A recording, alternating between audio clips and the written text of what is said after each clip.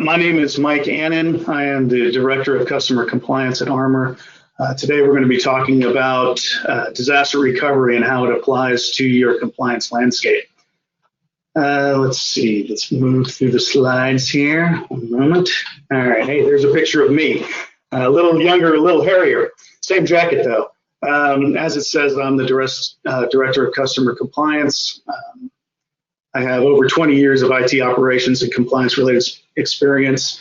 I'm the advisor to Armor customers for PCI, HIPAA, HITRUST, ISO 27001, and SOC reporting.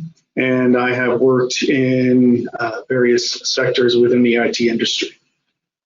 Today we're going to talk about the importance of disaster recovery planning as it pertains to compliance. We're going to talk a little bit about the cybersecurity threat landscape, some contingency plans and cloud adoption and what it can do for you, and then some practical tips and solutions.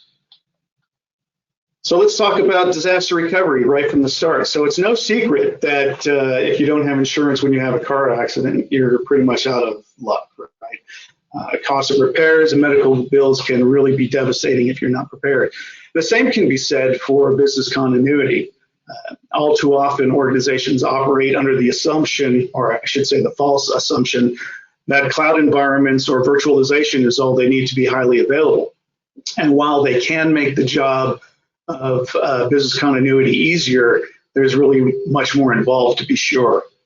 So today I would like to take some time and explain how we can put together a really comprehensive business continuity plan and how you can plan for success.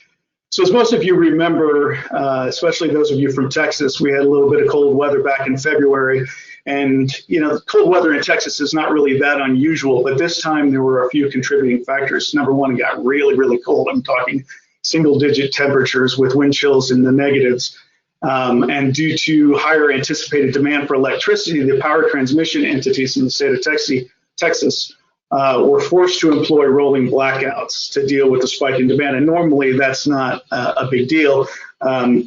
When that happens, you can see on the slide what will happen is they'll shut off power for a particular neighborhood from anywhere from 30 minutes to an hour, and then they'll skip over any critical infrastructure and roll to the next neighborhood and bring up the previous neighborhood. That's how it's supposed to work. Unfortunately, during the cold snap in February, we found out that some of the critical infrastructure did not submit the necessary paperwork to be excluded from the rolling blackouts, which you can imagine if you're a power company and you're part of a rolling blackout, you're not going to be able to come online or add additional capacity when it's necessary if you're part of a rolling blackout, which is what occurred. And we also found out that to save a few $1 million, some of the power plants excluded the heaters for their turbine package, which really shows how assumptions can have serious repercussions when you're doing contingency planning. So as a result, the power plants may have saved a few $1 million by not including the heaters on the turbines, but ultimately the damages from the storm were estimated to be in the area of $195 billion. So let me stress that, $195 billion just to save a few $1 million on the heaters, and also more than 100 lives were lost. So the damage from this particular incident extends to the reputation of all the folks that were involved and their lack of planning. So when you talk about business continuity planning, it's important that you understand what RTO and RPO are. And I have the definitions here on the screen: recovery time objective and recovery point objective. And it's the easiest way for me to explain it to you is to represent it on a timeline. So as you can see on our timeline here, we have a disaster that strikes on Thursday. In this case, I picked the winter outage. And your RTO is going to be forward on your timeline, right? And this is going to represent when you can bring services back online. The RPO is going to be behind your disaster on the timeline. This is going to be the last point of usable data. And where these things are on your timeline is going to be dictated by the cost and the resiliency of your environment, right? So if you see here, we had a disaster on Thursday, and the last point of usable data was on a Monday. If you want to move those things closer to the disaster, it's going to cost you more money. So it's just important to understand that going forward. So now that we understand RTO and RPO, it's really time to talk about the business impact analysis. The business impact analysis is something that's really what's going to drive your BCP when you're putting it together. They're driven by business need and upon the criticality of applications and the data that those applications collect, store, and use. You should not have a one-size-fits-all solution. If you do, you're going to find that it's either too expensive or it's inadequate. You need to rank your applications from most critical to the least, and remember, if everything is critical, then nothing is. And once you have your ranking and your defined RPOs from your business, you can start to build your architecture. And I understand, I can hear the murmuring in the audience already. I understand that a lot of times everything's already in place before you get your defined RTO and RPO. But you have to understand, you'll never be able to get blood from a stone no matter how hard you squeeze. Just to give you a little bit of reference, I worked for a company that got lucky one year and obtained 4 nines, and there was much, rattling of swords and celebrations. And this was not because of great planning, but simply because the stars aligned. They got lucky, essentially. And instead of appreciating their good fortune, they decided the next year they were going to set a goal of 5 nines of uptime, and no new infrastructure, no new analysis of how they achieved the 4 nines, just shooting for the stars. As you can imagine, that goal fell well short. You cannot wish uptime into existence. Infrastructure and technology do degrade over time. Changes are made, systems are patched, resources are overutilized, and the only thing that can reduce the risk of outages is evaluation and planning. You have to identify the single points of failure in your environment. You need to ask, what will happen if this piece of equipment fails? How long will it take to restore service? Will the outage cause loss of revenue or put lives at risk? How can we provide redundancy for that equipment? And then what's next, right? So it's a never-ending thing, right? Remember, you should always continue to evolve your BCP. It's not, you write it and you write it in stone and you're done. It's something that should evolve over time as technology changes, as your organization grows, as you bring in new services. So just keep that in mind, that this is an ongoing thing, right? So once your environments are built, don't wait for a disaster to find out your plan is inadequate or that your DR environment can't hold up to production traffic. You need to test the scenarios, right? You need to validate the environment. You should do failover testing. When you do this, you'll identify things that need to improve, and you'll also identify areas of improvement when you fail back.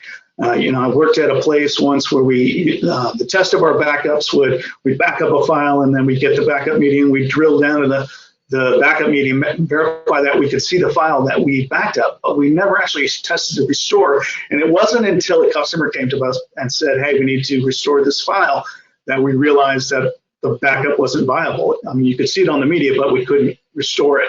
So it's very important that you work all the way through the restoring of files to make sure that your backups are viable. Let's talk a little bit about some of the things that are going on in the cyber landscape, right? So a recent study identified that nearly half of cyber risks that we face today is caused by user error or misconfiguration. I think the number was right around 49%, and that's huge. When you think about it, right? That's human interaction with your systems that's creating half of your cyber risk, right? The other half is the intentional cyber risk, or external forces that are trying to breach your systems and steal your data or encrypt your assets. And the result of that is an increased risk to your data, your backups, and your compliance. Some considerations in the security threat landscape. There are talent shortages in the cybersecurity landscape. At Armor, we are consistently or constantly striving to attract and attain quality people, and that struggle is real. The lure of a better paying job just around the corner from home is all too often much too much to pass up. And even the Department of Homeland Security has identified lack of cyber talent as a national security threat. If that weren't enough, attacks are increasing. One would hope that hackers would take, a break during a global pandemic and maybe, I don't know, level up on their favorite video game. But that's wishful thinking. Instead, there's been a 91% increase in cyber attacks during COVID. And of course, the industry we work in is very complex, and we have more tools and regulations than we know what to do with. And technology continues to advance in spite of the lack of security. In a recent Gartner study, it was estimated that 90% of organizations that don't make cloud security a priority will expose sensitive data. Now, I'm sure that that is not limited to people that have adopted cloud technology. If you aren't taking security and compliance seriously, you're destined to be in the headlines. And as I alluded to in a previous slide, user error and misconfiguration lead to 99% of cloud security failures. So when conducting your business impact analysis, make sure you identify your objectives and challenges. And here are some great examples of some of the things the industry faces. As you can see by reading through this list here on this page, a great deal hinges on your organization's security profile and leadership that focuses on and promotes compliance as part of the culture. I won't read through that list. You guys are perfectly capable of reading. So here's just a few ideas of how you can improve security without increasing your budget, especially when we're talking about BCP. Right, so have some offline or offsite storage for your backups. This is especially helpful when dealing with ransomware attacks. If you have your data in an offline storage somewhere, you don't have to pay the ransom. You just have to remediate the issue that allowed them access and then restore your systems without having to pay ransom for your data. Make sure that the right people have access to those backups. Make sure it's not a single person. If somebody gets hit by a bus, that you're not going to be stuck with backups that are no longer viable. So, and certainly the CEO doesn't need access to the backups unless he's your IT department as well.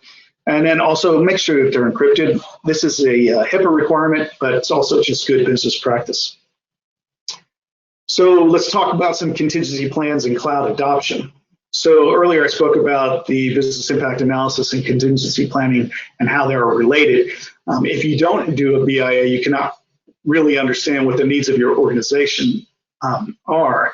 And without it, your business continuity plan is either going to be inadequate or too expensive, and rarely will it meet the needs of the organization. And likewise, BCPs are related to capacity planning. Excuse me.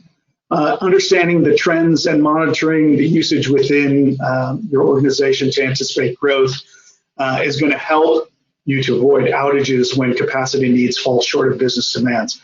It's also important to understand each part of your infrastructure as it pertains to your BCP. You don't want to find out that your DR environment cannot handle your production traffic during an unplanned outage. And, therefore, having capacity planning as part of your normal operations is critical to success and avoiding the avoidable. So here are some cybersecurity essentials when dealing with your environment and getting things up to speed. Vulnerability threat management is a no-brainer, right? You should have an ongoing process that never reaches the finishing line with regards to vulnerabilities. It's sad to say, these people that run these teams are really the unsung heroes of a successful organization. They work tirelessly to identify new threats.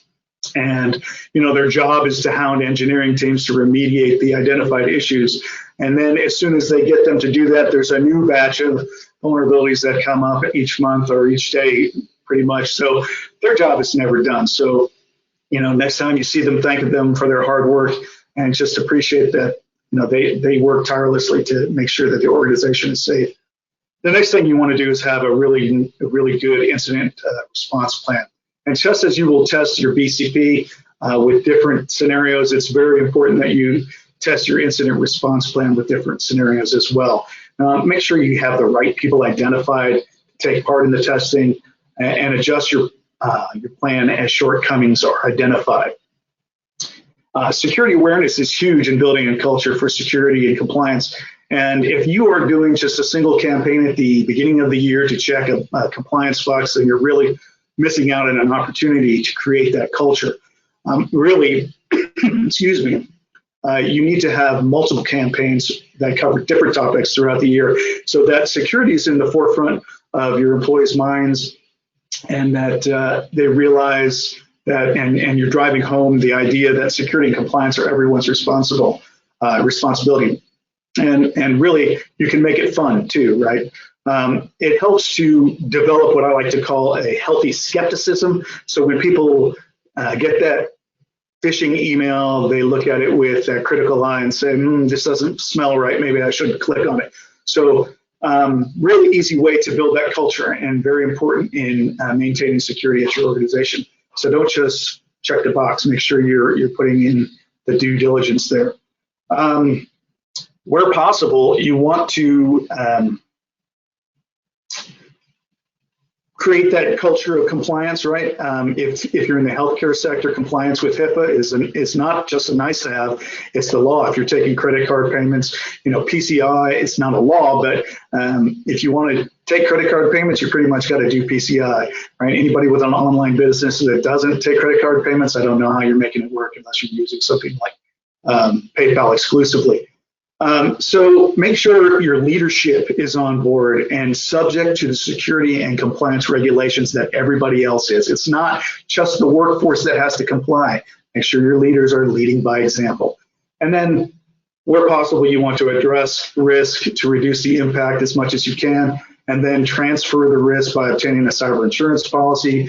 You need to keep in mind that the cost of the policy is going to be determined by how much you address that risk prior to the transference, and there's no such thing as complete transference, so you must address cyber risk within your organization.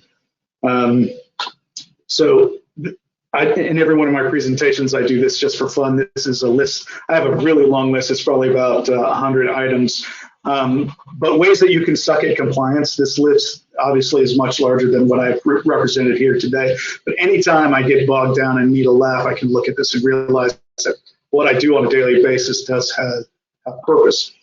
I won't read them all, but a couple of my favorites are give everyone the same access. I wish I could say I've never heard this actually from a client, but indeed I have. My second favorite is hide things from the auditors. What they don't know can't harm us. That's absolutely wrong. It absolutely can harm you. Your auditors are there to identify opportunities for improvement. Don't cheat yourself out of that opportunity to make things better for your organization. Let them find the things that need to be fixed and then fix them, right? It's that simple. And then, of course, my favorite is leave it all to the GRC team. It's their job. And I said it earlier, so let me say it clearly so everyone understands. Compliance and security are the responsibility of everyone in the organization, no matter what your role is. Even the receptionist has a duty to make things secure and keep compliance in the forefront of their mind. So in conclusion, I'd like to offer a few key takeaways. Obviously, your organization is unique, right? And so will your business continuity plan and your incident response plan and your disaster recovery environment. So don't assume what worked at a previous job is going to work where you are now. Engage with the business, do your business impact analysis. And I'm going to tell you, a business impact analysis is not going to be done in 2 weeks. It's probably going to take you longer than a year to get it fully complete. So make it an ongoing process, right? It's never going to hit the finish line. Next, don't put off tomorrow the things you can accomplish today. Once an outage occurs, it's really too late to start thinking of how you will recover. You need to plan in advance. Cloud security and virtualization technology are really very helpful for availability. So leverage those technologies. Use the new technologies that make your tasks easier. There's plenty of presenters today and the next couple of days that are going to make your life easier. That's really what they're trying to do and trying to sell you today. Armor is one of them. So if you like what you see and hear from Armor over the next few days, don't be shy about contacting us. There's no reason that you can't keep up with the advances as long as you do it thoughtfully, right? And then lastly, and it's very important, test your plans to ensure they meet your needs. Don't be afraid to course correct when things aren't working right? Nothing's written in stone. The reason we test is to validate, but also to improve the process. Let's see, for more information about the things that Armor can do for you to make your business successful, we have plenty of resources at armor.com/resources. There's a wealth of case studies, white papers, guides, to help you in the struggle for security and compliance. I want to thank you for your time. If we have times for questions, I'd love to hear from you.